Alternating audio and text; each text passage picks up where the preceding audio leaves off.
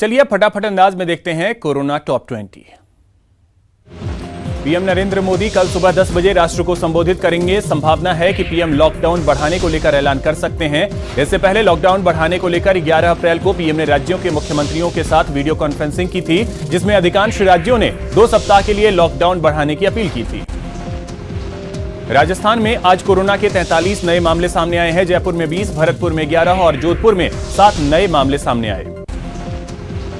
राजस्थान में संक्रमित लोगों का आंकड़ा 847 हो गया है, जिनमें से 63 लोग ठीक हो चुके हैं। जयपुर में सबसे ज्यादा 361 पॉजिटिव मामले सामने आ चुके हैं। जोधपुर में 110 लोग संक्रमित हुए हैं, जिसमें ईरान से लाए गए 52 लोग भी शामिल हैं। देश भर में कोरोना संक्रमितों की संख्या 9,352 तक पहुंच गई है, जिसमें 979 लोग रिकवर हो चुके हैं, जबकि 324 लोगों की मौत हो चुकी है। इस वक्त देश में 8,048 एक्टिव केस हैं। कांग्रेस अध्यक्ष सोनिया गांधी ने पीएम मोदी को पत्र लिखा है। उन्होंने लॉकडाउन से प्रभावित लोगों के लिए खाद्य सुरक्षा सुनिश्चित करने के लिए कदम उठाने की मांग की है।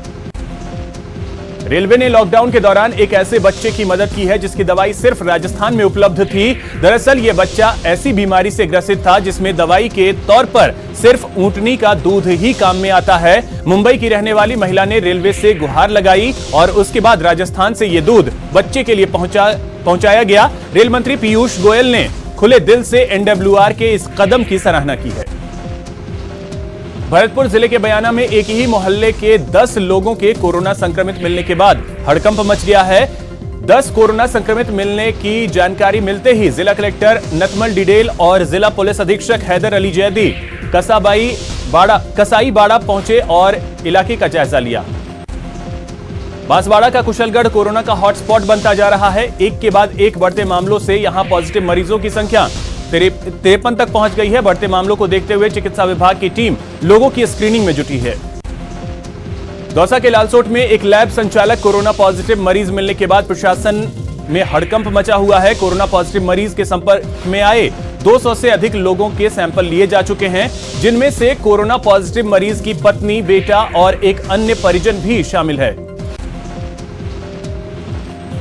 हनुमानगढ़ में कोरोना मरीज मिलने के बाद शहर के ज्यादातर इलाकों में कर्फ्यू लगा दिया गया है। कर्फ्यू के दौरान आवश्यक सेवाओं, दूध, सिलेंडर और अखबार वितरण को छूट मिली है, लेकिन इन सब के बावजूद जिला प्रशासन ने मीडिया कवरेज और प्रेस पर पूरी तरह से पाबंदी लगा रखी है।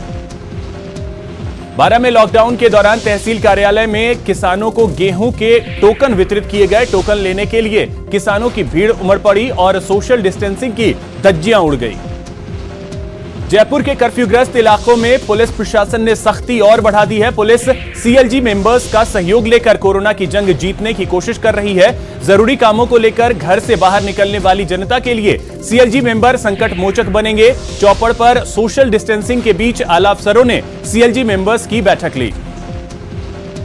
लॉकडाउन के दौरान आर्थिक रूप से पिछड़े सभी वर्गों के सामने रोजी रोटी का संकट आ चुका है। सबसे ज्यादा दिक्कत उन लोगों को हो रही है जो किसी सरकारी योजना के लाभ से वंचित हैं। इस मुद्दे पर सरकारी मुख्य सचेतक डॉक्टर महेश जोशी ने सीएम अशोक गहलोत को चिट्ठी लिखकर मदद करने की मांग की है, जिसके तहत आर्थिक रूप से पिछड़े वर्ग में शामिल गरीब ईडब्ल्यूएस श्रेणी के पात्र परिवारों को राष्ट्रीय खाद्य सुरक्षा अधिनियम का लाभ दिए जाने की भी मांग की गई है।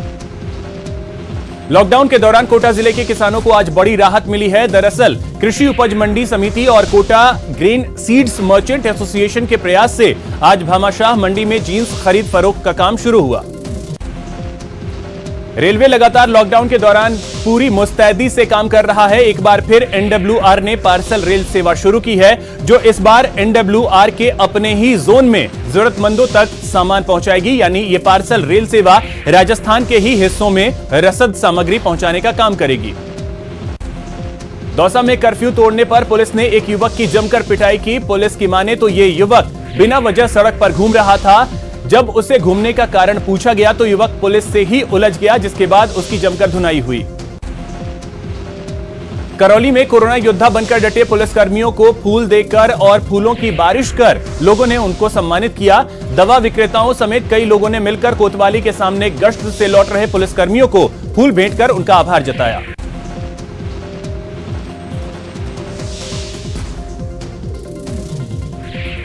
संकट की इस घड़ी में चूरू के सामाजिक कार्यकर्ता राधेश्याम पारीक अपनी टीम के साथ परिंदों का ख्याल रखने का बीड़ा उठा चुके हैं। उनकी टीम जगह जगह पेड़ों पर परिंदे लगाकर भूखे प्यासे परिंदों के लिए दाना पानी का इंतजाम करने में जुटी है।